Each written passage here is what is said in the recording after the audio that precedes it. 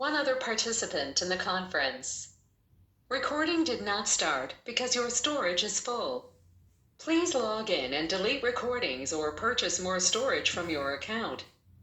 All participants are muted and they can unmute themselves.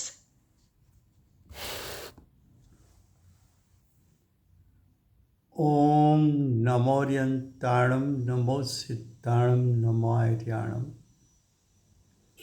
नमो उज्जयाणं नमो लोहि सव्वसावणं मङ्गलं भगवान् वीरो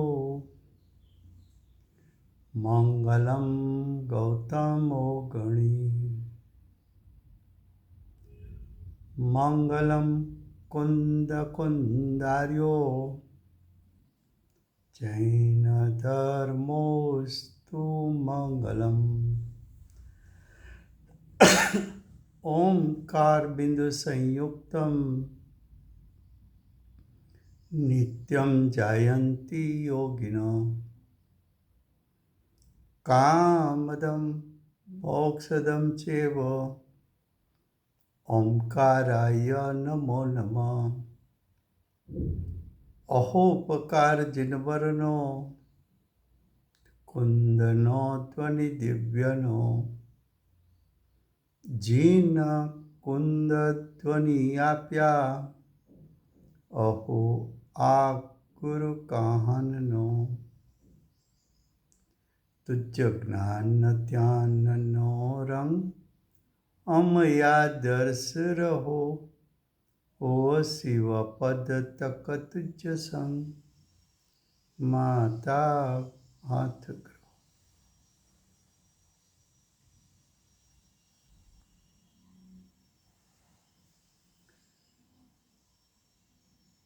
ये समयसार नाम का परम अध्यात्म शास्त्र है। भगवत कुनकुंदाचार्य देव ने मांगलिक करके समयसार को कहने की प्रतिज्ञा की है।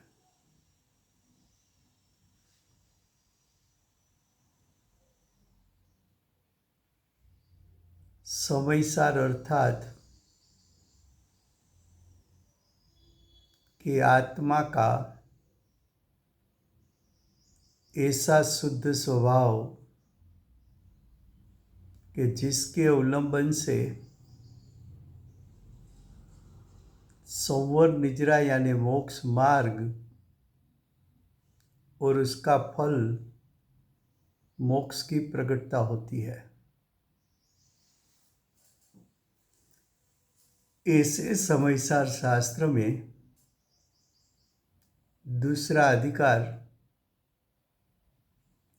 कर्ता कर्म अधिकार चलता है।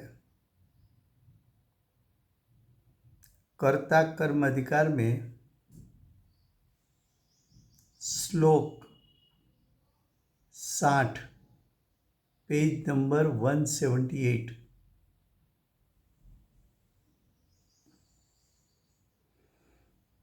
उसका श्लोकार्थ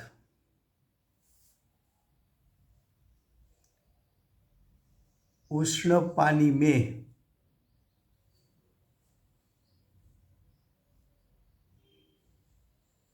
यानी अग्नि की उष्णता को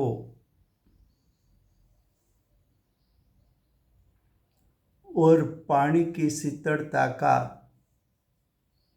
भेद ज्ञान से ही प्रकट होता है। आचार्य भगवान भेद ज्ञान को समझाने के लिए स्थूल दृष्टांत देते हैं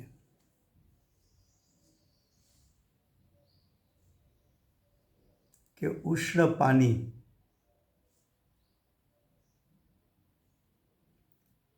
तो पानी स्वभाव से शीतल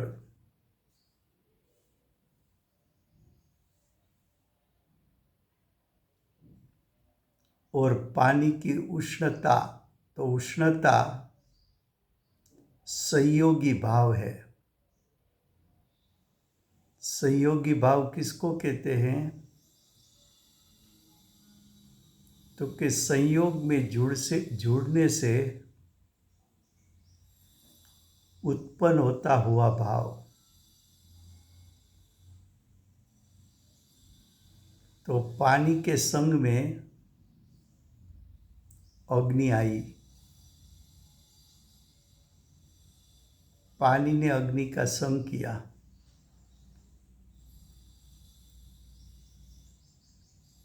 तब पानी में ऐसी योग्यता है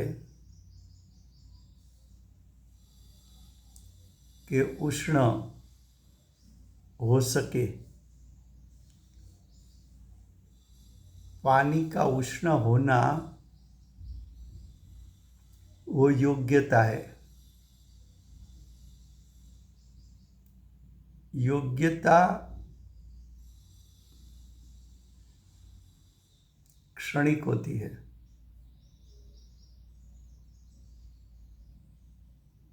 लेकिन पानी का स्वभाव शीतल त्रिकाल होता है।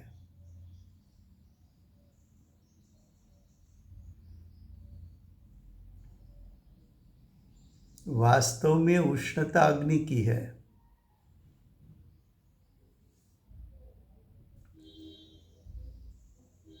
तो अग्नि की उष्णता और पानी का शीतल स्वभाव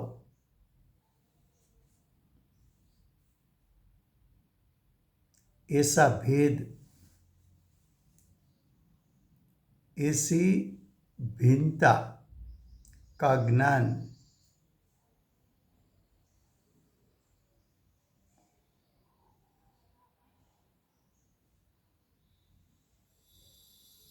उष्णता और शीतल स्वभाव दोनों के बीच में अन्यत्व है।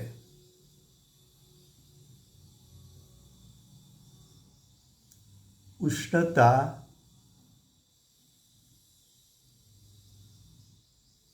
वास्तव में अग्नि की है, फिर भी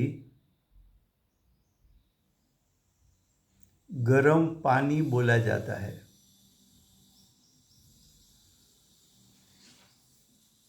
पानी स्वभाव से शीतल है, तो शीतल स्वभाव किसका और उष्णता किसकी?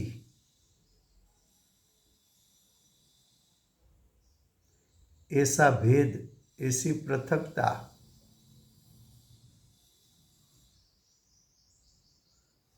ये पृथकता का ज्ञान, ये पृथक है ऐसा ज्ञान, वो तो ज्ञान से ही होता है। जिस ज्ञान पानी शीतल स्वभावी है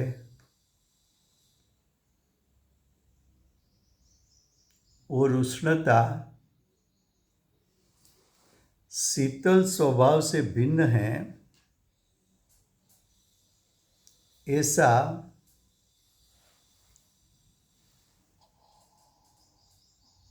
भेद ज्ञान कर सके,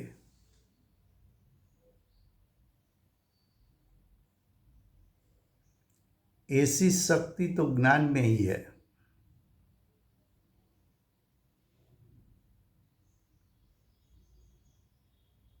ज्ञान से ही प्रकट होता है, उसका अर्थ ज्ञान से ही जानने में आता है।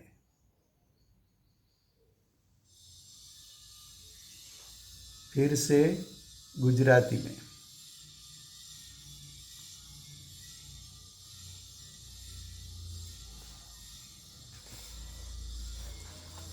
चौदहवीं गाथा में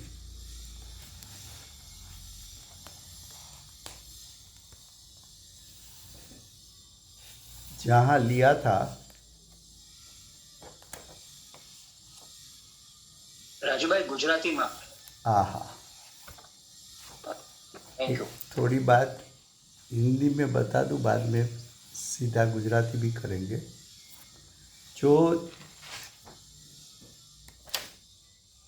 गाथा, एक मिनट मैं निकालूँ गाथा।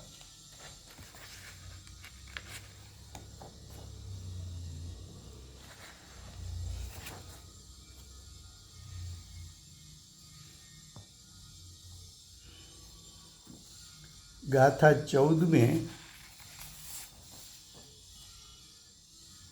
जो बात बताई थी कि आत्मा अबद्ध स्पष्ट है, अनन्य है, नियत है, अविशेष है और अणसंयुक्त है। उसमें अणसंयुक्त के लिए टीका में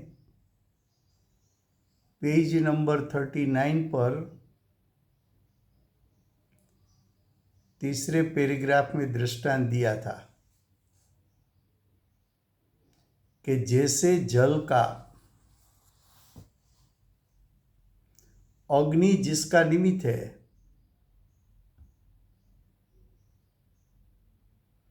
ऐसी उष्णता के साथ संयुक्तपणा रूप यानी तप्तपणा रूप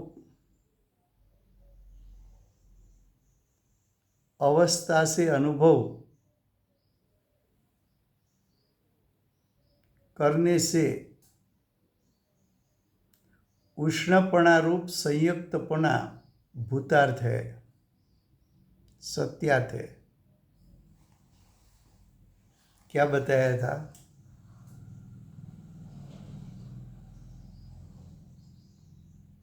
कि अग्नि निमित्त है। अग्नि किसको निमित्त हुई? जल को।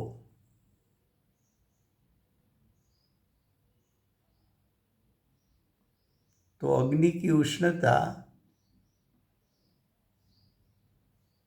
और जल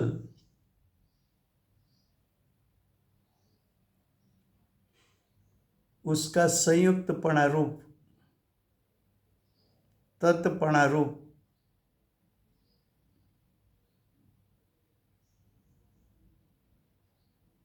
अनुभव का अर्थ है ज्ञान।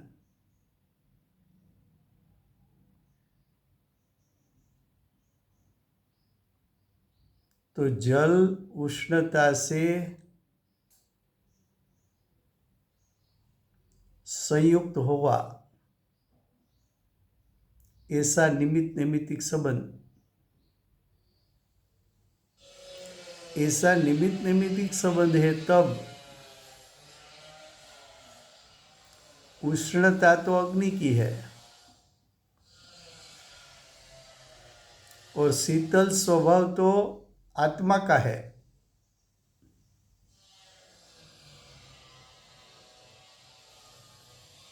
ऐसा जो वेद ज्ञान नहीं कर सकता है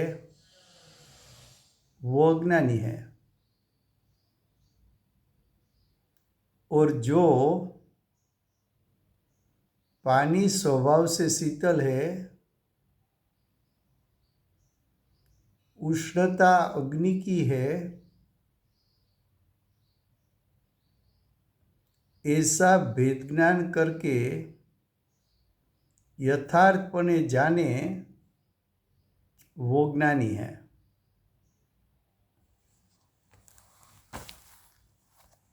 फिर से गुजराती में श्लोकार्थ 60। એનું હેડિંગ છે, જે કાંઈ જણાય છે તે જ્ઞાનથી જ જણાય છે। ક્રોધાદિ ભાવ કે રાગાદિ ભાવ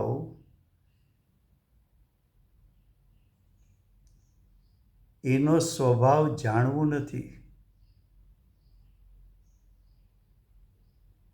જાણે છે કોણ? તો કે જ્ઞાન જાણે છે. જ્ઞાન કેમ જાણે છે? તો કે જ્ઞાનનો સ્વભાવ જ જાણવાનો છે. જ્ઞાન કોને જાણે છે? તો કે સ્વ પર બંનેને જાણે છે.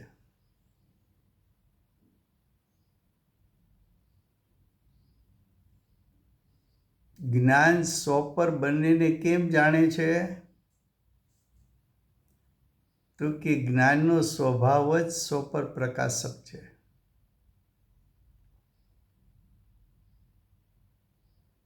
જ્ઞાનનું કાર્ય શું? તો કે જાણવું જાણવું જાણવું. પર પદાર્થ છે માટે જાણે છે કે જાણવું પોતાનો સ્વભાવ છે માટે જાણે છે? તો કે જાણવું પોતાનો સ્વભાવ છે માટે જાણે છે.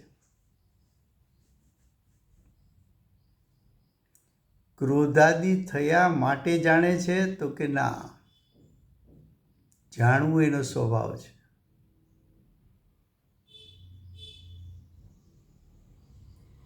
તો હેડિંગમાં કહ્યું કે જે કાંઈ કહેતા સ્વ પર, જે સ્વ પર જણાય છે તે જ્ઞાનથી જ જણાય છે. હવે શ્લોકાર્થ. ગરમ પાણીમાં, તો કે પાણી સ્વભાવથી ગરમ હોતું નથી. પાણી સ્વભાવથી તો શીતળ છે.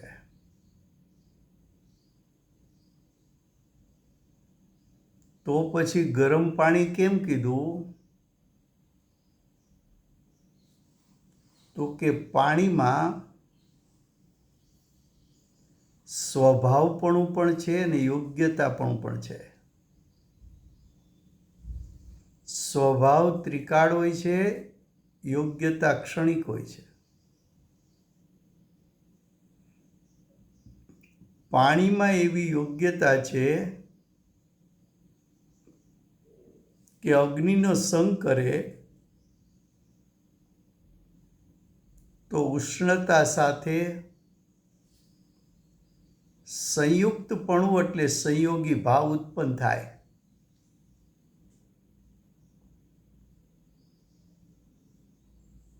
તો પાણીમાં યોગ્યતાને કારણે ઉષ્ણતા ઉત્પન્ન થઈ. એ ખરેખર ઉષ્ણતા છે કોની? તો કે અગ્નિની છે.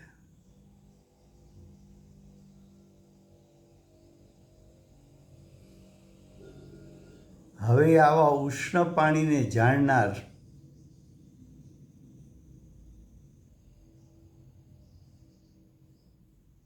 એટલે કે અગ્નિની ઉષ્ણતાનો અને પાણીની શીતળતાનો, ઉષ્ણતા કોની કહી? અગ્નિની કહી. શીતળતા કોની છે? તો કે પાણીની. પાણી સ્વભાવથી શીતળ છે અને અગ્નિ સ્વભાવથી ઉષ્ણ છે.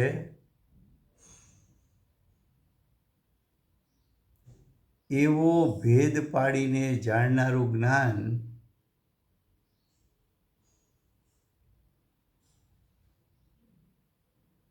તો કે આવો ભેદ કોણ પાડી શકે? તો કે સ્વપર પ્રકાશક જ્ઞાન એવો ભેદ પાડી શકે.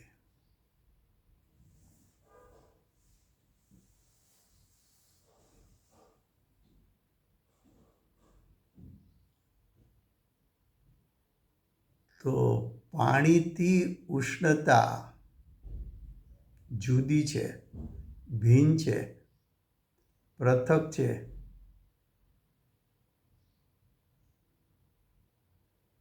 એવું જાણપણું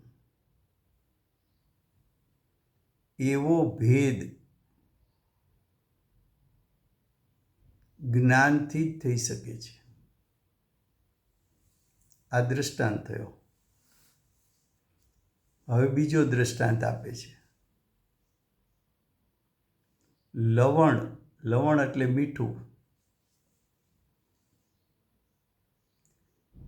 લવણના સ્વાદ ભેદનું નિરસન એટલે કે નિરાકરણ, એટલે કે અસ્વીકાર, એટલે કે ઉપેક્ષા જ્ઞાનથી જ થાય છે. એટલે શું?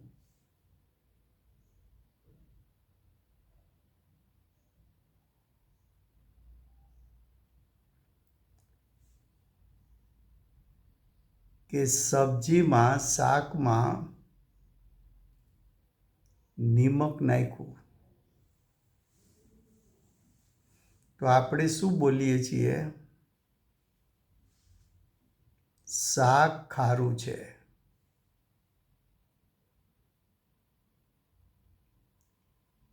શાક ખારું છે કે નિમક ખારું છે?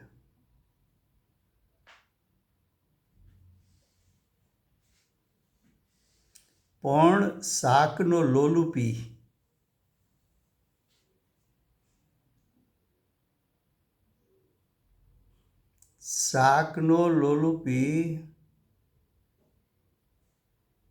શાકના સ્વાદની ઉપેક્ષા કરીને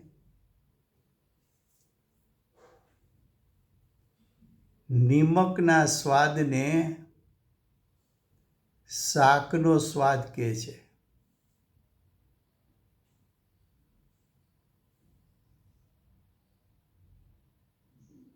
શાકનો સ્વાદ જુદો,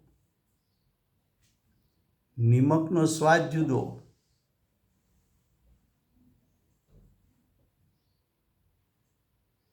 પણ શાક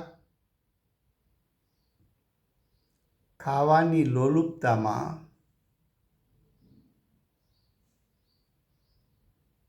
નિમક સ્વભાવથી ખારું છે એની ઉપેક્ષા કરતો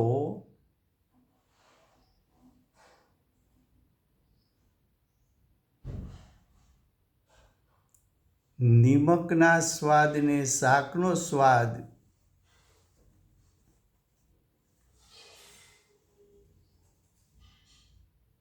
બેયને ભેળસેળ કરી નાખ્યા. એટલે કે જ્ઞાતા જ્ઞેય શંકર દોષ કરી નાખ્યો.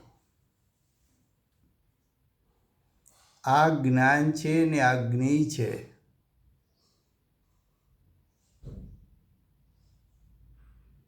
એવું ભેદરૂપ જ્ઞાનનો અભાવ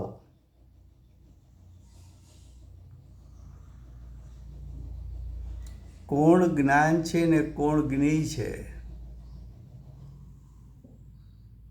આત્મ સ્વભાવ જાણનારો છે. અને ક્રોધાદી એ તો પૂતગલ છે. પણ ક્રોધાદી અને આત્મા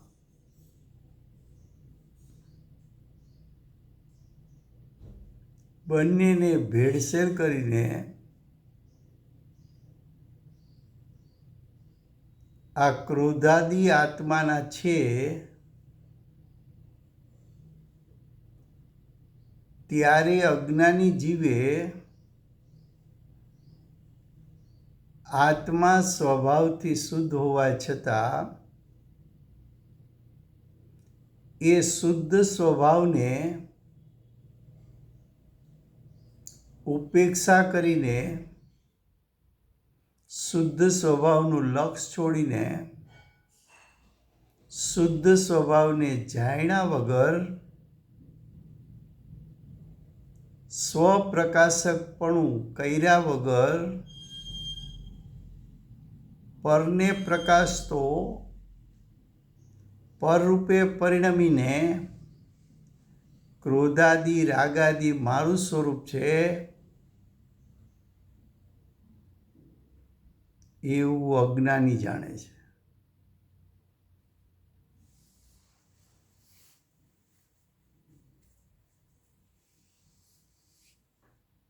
શું કહ્યું જુઓ ફરીવાર. લવણના સ્વાદ ભેદનું નિરસન એટલે કે લવણના સ્વાદ ભેદનો અસ્વીકાર. લવણનો સ્વાદ ભેદ એટલે શું? તો કે આ નિમક છે ને આ શાક છે. નિમકનો સ્વભાવ જુદો છે, શાકનો સ્વભાવ જુદો છે. નિમકનો સ્વાદ જુદો છે, શાકનો સ્વાદ જુદો છે.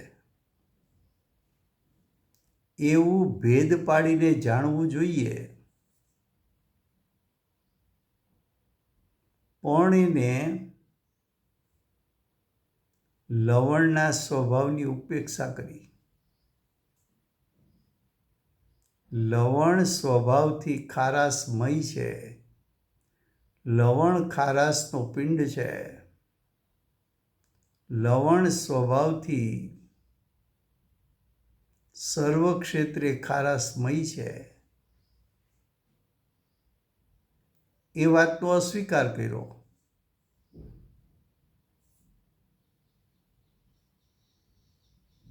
લવણનો સ્વાદ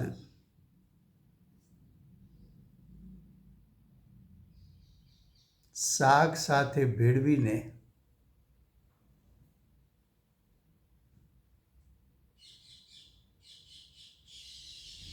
શાક ખારું છે,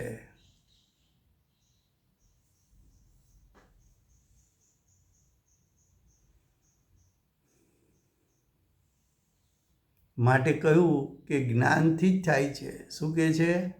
લવણના સ્વાદ ભેદનું નિરસન ઉપેક્ષા જ્ઞાનથી જ થાય છે.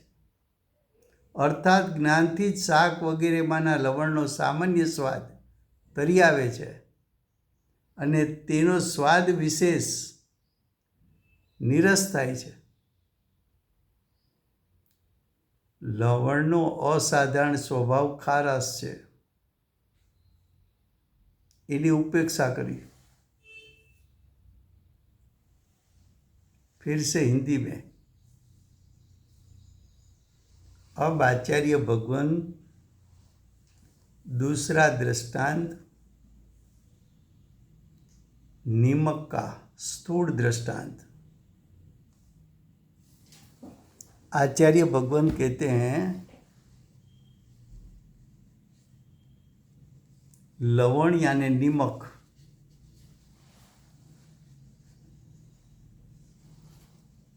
स्वाद भेद का अस्वीकार ज्ञान से ही होता है. उसका अर्थ क्या?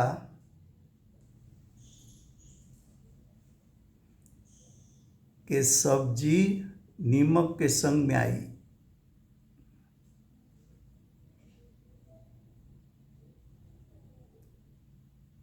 तो जो सब्जी की खाराश, तो कि सब्जी की खाराश नहीं है,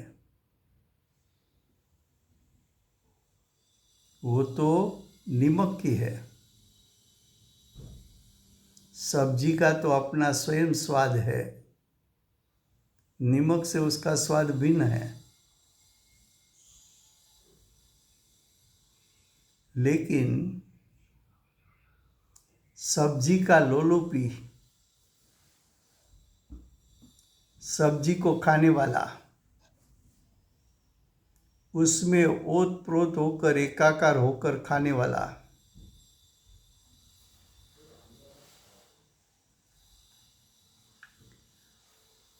विवेक छोड़ दिया खाने के समय.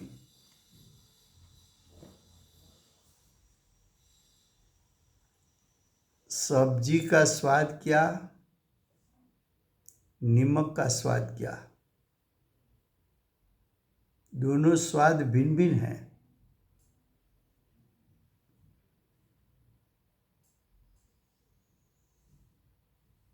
नीमक के स्वाद को सब्जी में मिलाकर सब्जी खारासमयी है, ऐसा अज्ञान उत्पन्न किया, स्व पर को एक मेघ कर दिया। सब्जी भिन्न वस्तु भिन्न द्रव्य, नीमक भिन्न द्रव्य, दो द्रव्य भिन्न, दो की सत्ता भिन्न, दो का अस्तित्व भिन्न,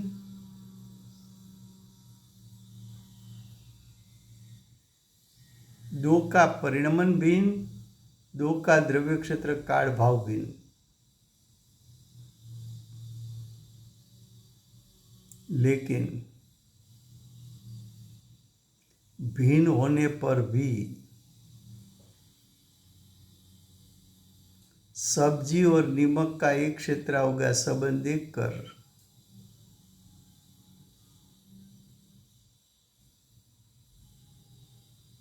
दोनों में एक दूसरे को मिलाकर सब्जी के स्वाद का उपेक्षा करके और नीमक के स्वभाव की उपेक्षा करके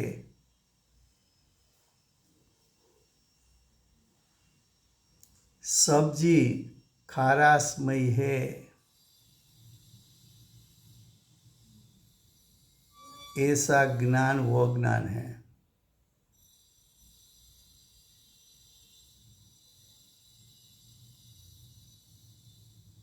यहां तक दो दृष्टांत दिया। अब सिद्धांत। निज रस से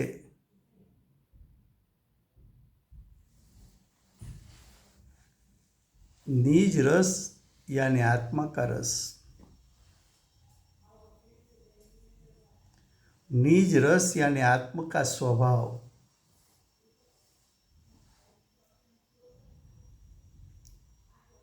आत्म स्वभाव से विकसती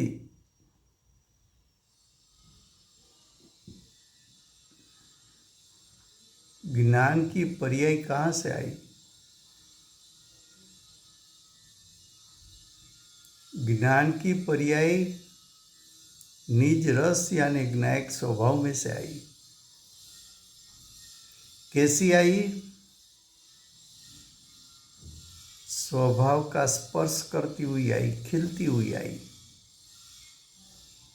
विकसती हुई।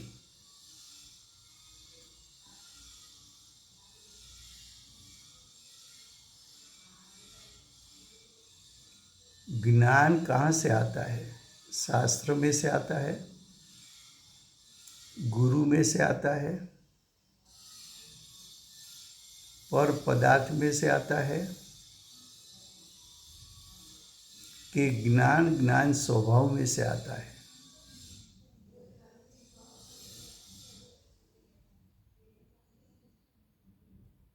सूर्य का किरण सूर्य में से निकलता है, दीपक का प्रकाश दीपक में से निकलता है। ज्ञान की विकसती हुई पर्याय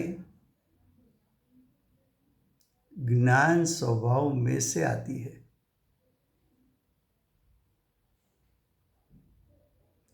तेरे पास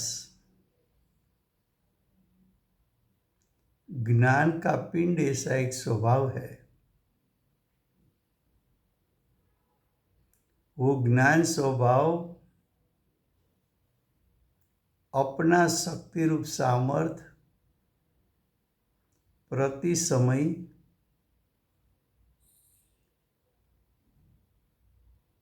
प्रकट करती है।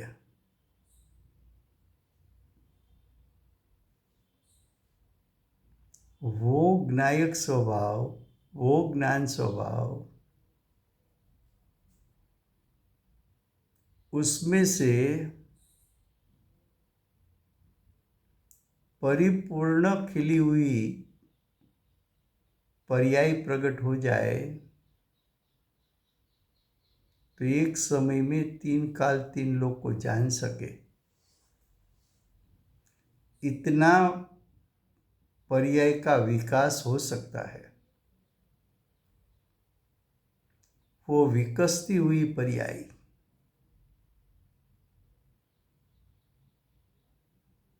आती है तो ज्ञान स्वभाव में से,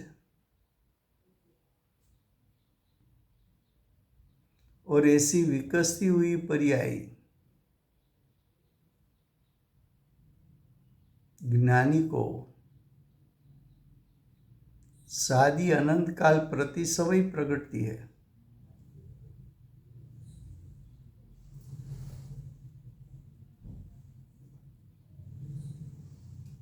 ज्ञानी जब क्षायी ज्ञान प्रकट कर लेते हैं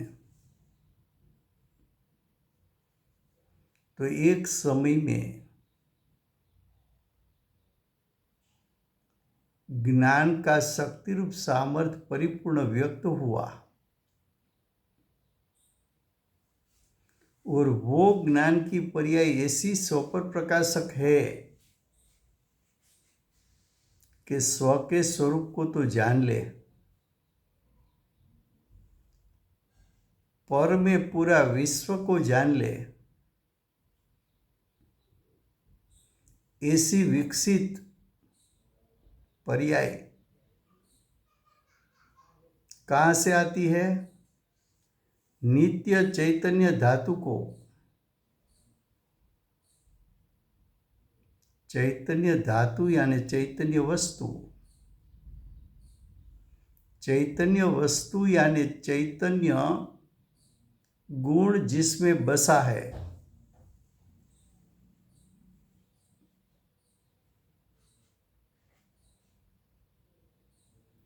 वो चैतन्य धातु है नित्य त्रिकाल।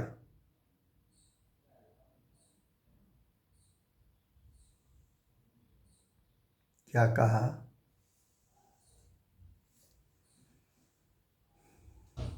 निज रस से, निज चैतन्य रस से, निज चैतन्य धातु में से, निज ज्ञान दर्शन स्वभाव में से, जाणन देखन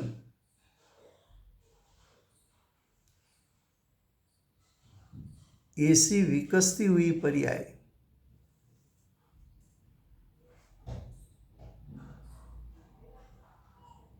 वो विकसती हुई पर्याय क्या करती है? तो कि नित्य चैतन्य धातु और क्रोधादि भावों का भेद, नित्य चैतन्य धातु वो तो आत्मा का स्वभाव है, क्रोधादि परभाव है, तो स्वभाव और परभाव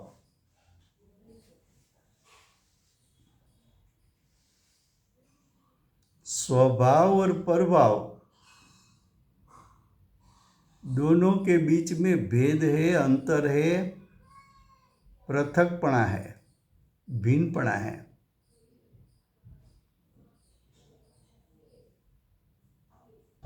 दोनों के बीच में अन्यत्व है।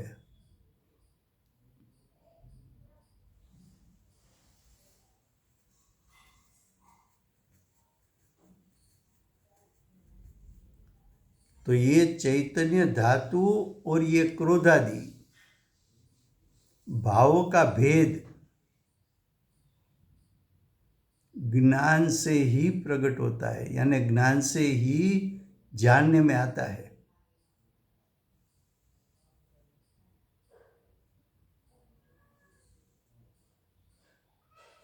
चैतन्य धातु स्व क्रोधादि पर और ज्ञान स्व पर प्रकाशक।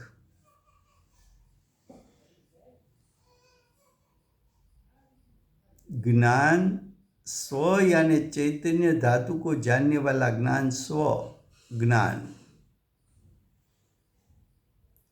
और क्रोधादि को जानने वाला ज्ञान पर का ज्ञान। स्व क्या पर क्या? चैतन्य धातु स्व क्रोधादि पर ऐसा भेद करने वाला ज्ञान, उसको भेद ज्ञान कहने में आता है, उसको सम्यक ज्ञान कहने में आता है, उसको साधक का ज्ञान कहने में आता है।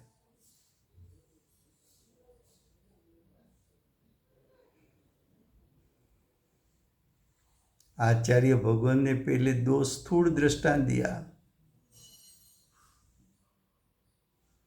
कि खाराश नमक की है कि सब्जी की है, उष्णता अग्नि की है कि पानी की है।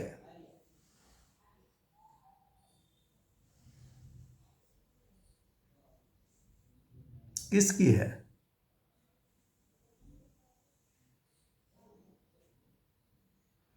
चैतन्य धातु वो स्व है कि क्रोधादि स्व है? चैतन्य धातु पर है कि क्रोधादि पर है? स्व को स्वपने जानने वाला ज्ञान, पर को परपणे जानने वाला ज्ञान, ऐसा मध्यस्थ ज्ञान, ऐसा स्वपर प्रकाशक ज्ञान, ऐसे स्वपर प्रकाशक ज्ञान से ही चैतन्य धातु क्रोध से भिन्न है, ऐसी जानने की शक्ति भेद ज्ञान में है।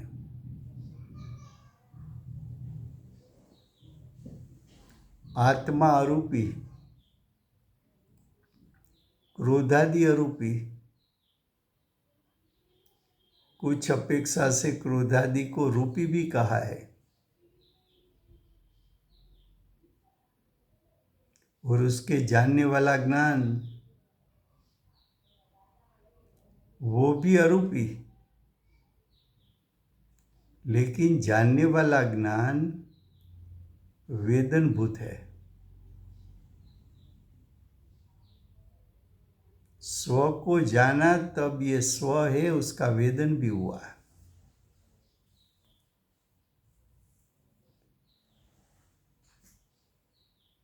क्योंकि ज्ञान की पर्याय स्व के साथ अभिन्न है। क्रोधादि से ज्ञान की पर्याय भिन्न है। क्रोधादि तो पर है, पर द्रव्य है, पर के परिणाम है।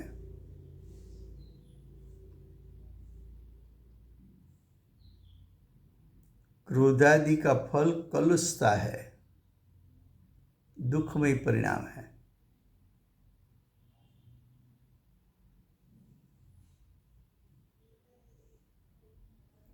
और स्व का ज्ञान सुखमय परिणाम है, शांतिमय परिणाम है,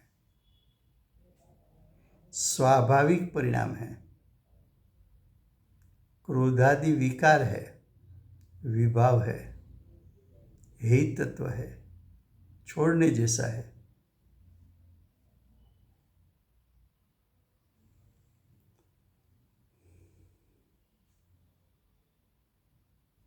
अब आगे बताते हैं, देखो। कर्तृत्व को यानी कर्तापना का भाव को भेदता हुआ यानी तोड़ता हुआ क्या कहा? जब स्वपर प्रकाशक ज्ञान ने मैं स्वभाव से चैतन्यमय हूँ और क्रोधादि पर है, ऐसा यथार्थ ज्ञान किया, तब ज्ञानी क्रोधादि का कर्ता नहीं है, क्रोधादि को सिर्फ जानने वाला है।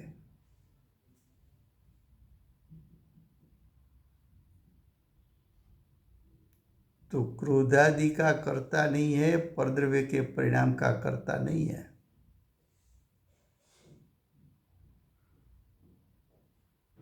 तो मैं क्रोधादि का कर्ता हूं, ऐसा कर्तापना छूट गया। परद्रव्य के परिणाम का मैं करता हूं, ऐसा कर्तापना छूट गया। क्यों? तो कि क्रोधादि रागादि का कर्ता तो अज्ञानी है।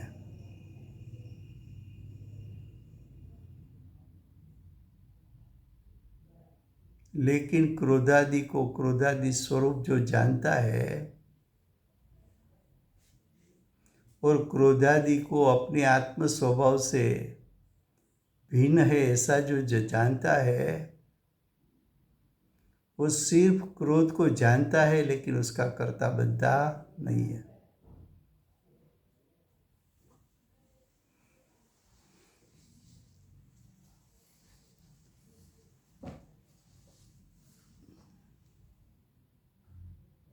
श्लोकार्थ फिर से गुजराती में देखो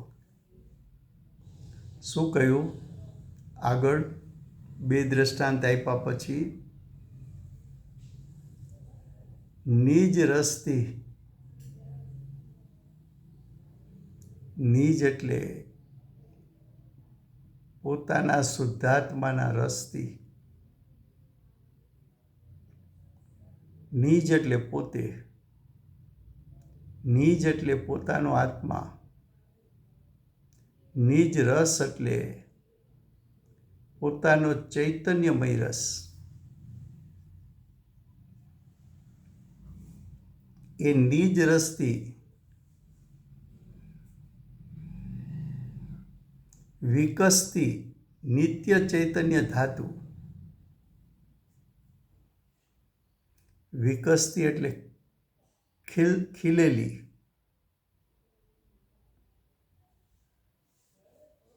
શું કહે છે? જે જ્ઞાન ઉપયોગ ઉત્પન્ન થતાની સાથે ક્રોધાદિનું લક્ષ છોડીને જ્ઞાયક સન્મુખ થયો, તે સમયે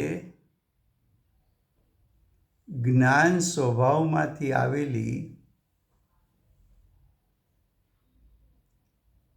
ખીલેલી જ્ઞાનની પર્યાય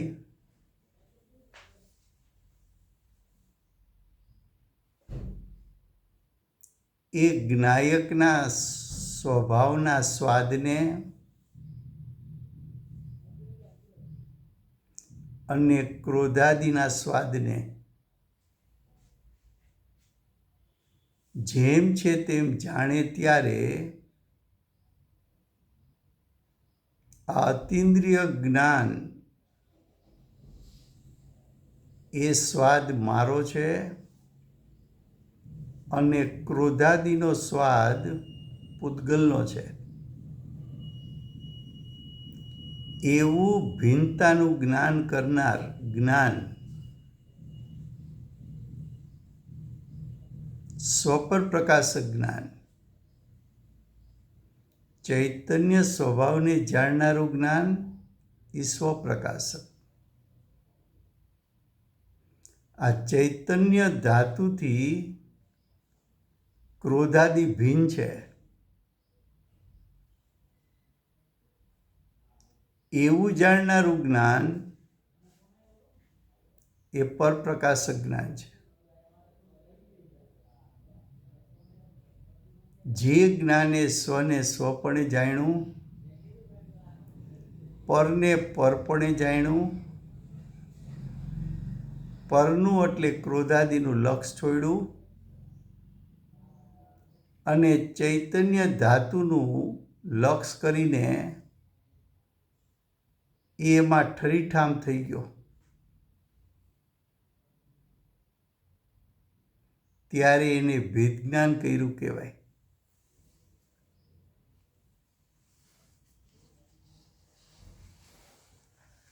તો કે છે કે મારા શુદ્ધાત્મામાંથી વિકાસ પામેલી જ્ઞાનની પર્યાય જે પ્રગટ થઈ, એ જ્ઞાનની પર્યાય નિત્ય ચૈતન્ય ધાતુ અને ક્રોધાદિ બે પણ બતાવ્યું. નિત્ય ચૈતન્ય ધાતુ છે અને ક્રોધાદિ સંયોગી ભાવ છે.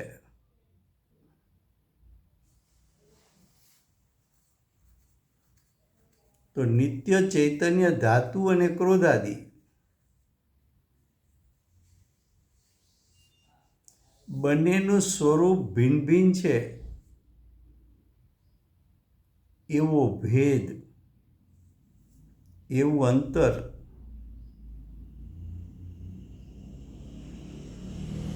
ચૈતન્ય ધાતુ અને ક્રોધાદિ વચ્ચે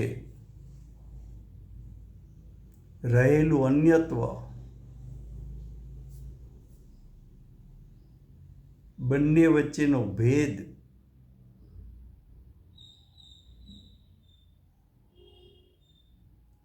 જ્ઞાનથી જ પ્રગટ થાય છે, જ્ઞાનથી જ જાણી શકાય છે.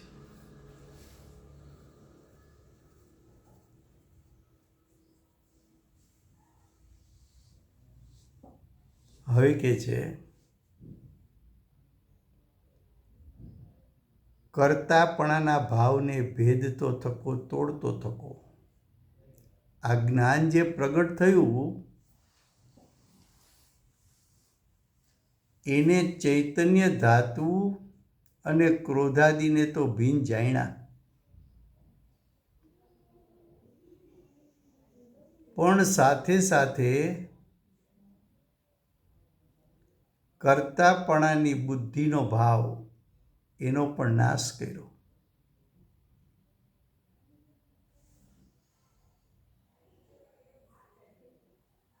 ચૈતન્ય ધાતુને ચૈતન્ય ધાતુ તરીકે જાણવી, ક્રોધાદિને ક્રોધાદિ તરીકે જાણવા, એ તો યથાર્થ જ્ઞાન છે. યથાર્થ જ્ઞાન તો સમ્યક જ્ઞાન છે. સમ્યક જ્ઞાન થતાં આ ક્રોધાદિ મારું સ્વરૂપ નથી, ક્રોધાદિનો હું કરતા નથી, પરદ્રવ્યના પરિણામનો હું કરતા નથી, એવો ભાવ ઉત્પન્ન થતાં અજ્ઞાન દશામાં અજ્ઞાનને કારણે હું પરદ્રવ્યનો કરતા છું, ક્રોધાદિનો કરતા છું, એ માન્યતાનો નાશ થયો, એવા અજ્ઞાનનો નાશ થયો. માટે જેમને સ્વપર પ્રકાશક જ્ઞાન છે,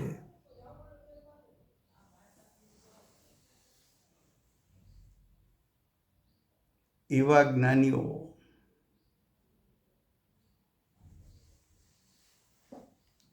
કર્તાપણાનો નાશ કરી અકર્તા કહેતા ક્રોધાદિના જ્ઞાતા થાય છે, ક્રોધાદિના જાણનારા થાય છે. હવે એ ક્રોધાદિના કરતા નથી. છઠ્ઠે સાતમે ગુણસ્થાને ઝૂલતા મુનિરાજ એની દશામાં ઉત્પન્ન થતો અસ્થિરતાનો રાગ, એ અસ્થિરતાનો રાગ મારા જ્ઞાયક સ્વભાવથી જુદો છે એવું સાધક દશામાં પ્રત્યેક સમયે જાણે છે. રાગનો હું કરતા નથી, રાગ મારું સ્વરૂપ નથી, અને મારા જ્ઞાયક સ્વભાવ અને રાગ વચ્ચે અન્યત્વ છે એવું એની વિકસતી જ્ઞાનની પર્યાય જાણે છે. તો આવું ભેદજ્ઞાન થતા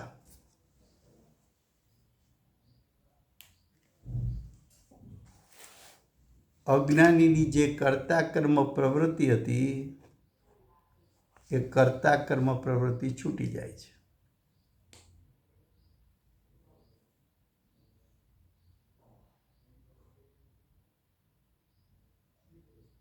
હવે શ્લોક 61.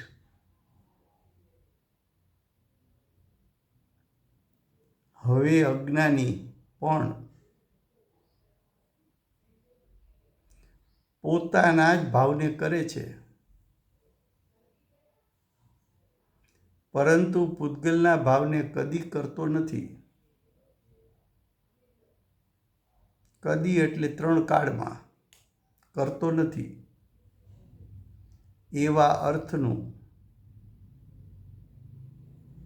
આગળની ગાથાની સૂચનિકા રૂપે શ્લોક કહે છે. હવે જે આચાર્ય ભગવાન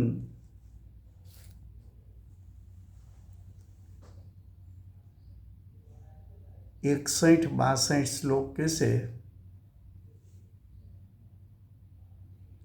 એ આગલી ગાથામાં ભગવત કુનકુંદાચાર્ય દેવ જે કહેવાના છે એની પૂર્વ ભૂમિકા રૂપે 2 શ્લોક અમૃતચંદ્રાચાર્ય દેવ મૂકશે. એમાં શું સિદ્ધ કરવું છે? તો કે એમાં એ સિદ્ધ કરવું છે કે અજ્ઞાની પણ પોતાના ભાવનો જ કરતા થાય છે, પણ અચેતન જળ પૂતગલ દ્રવ્યના પરિણામનો કરતા થતો નથી. ચાહે જ્ઞાની હોય કે અજ્ઞાની હોય, કોઈ પરદ્રવ્યના કરતા થતા નથી. એ વાત વિશેષ આવશે આવતીકાલે. વર્તમાન 24ના આખરી તીર્થંકર બાલ બ્રહ્મચારી મહાવીર ભગવાનનો જય હો. મહાવિદ્ય ક્ષેત્રે બિરાજતા સાક્ષાત તીર્થંકર, પ્રથમ તીર્થંકર, સીમામાં રહેનાર શ્રી સિમંદર ભગવાનનો જય હો. કડીકાળ સર્વજ્ઞ કેવળ જ્ઞાનની તળેટીમાં બેઠેલા વર્તમાન કાળના મહાસમર્થાચાર્ય ભગવત શ્રી કુનકુંદાચાર્ય દેવનો જય હો. વર્તમાન કાળે ભેદજ્ઞાનનો ઉપદેશ આપનાર તીર્થના નાયક, તીર્થના સ્થાપક, તીર્થના પ્રવર્તક પરમ કૃપાળુ શ્રી સદગુરુદેવનો જય હો. પૂજ્ય ગુરુદેવના ભૂત, વર્તમાન, ભવિષ્યના ભવોનો મહિમા બતાવનાર સ્વાનુભવયુક્ત, જાતિસ્મરણ જ્ઞાનયુક્ત પ્રસમમૂર્તિ ભગવતી માતનો જય હો. સમ્યક દર્શનની પ્રાપ્તિમાં નિમિત્તરૂપ સર્વ જીનવાણી માતનો જય હો. પૂજ્ય ગુરુદેવ અને માતાજીની સાધના ભૂમિ સુવર્ણપુરી ધામનો જય હો. સુવર્ણપુરી ધામમાં બિરાજતા સર્વે દેવશાસ્ત્ર ગુરુ ભગવંતનો જય હો. વર્તમાન ગુરુ અને ભવિષ્યના ધાતુકી મહાવિદ્ય ક્ષેત્રના ભાવિ તીર્થંકર શ્રી સૂર્યકીર્તિ ભગવાનનો જય હો. શ્રી સૂર્યકીર્તિ ભગવાનના સમવસરણના મુખ્ય ગણધર દેવેન્દ્ર કીર્તિનાથ ભગવાનનો જય હો. પરમ દિગંબર જૈન ધર્મનો જય હો.